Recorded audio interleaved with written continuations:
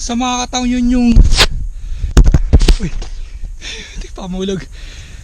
Sa mga kataon yun yung sa mga kataon yun yung monk dog. Dati di ko mababayan. Ang sabi nila, the trail don't get easier, you get better.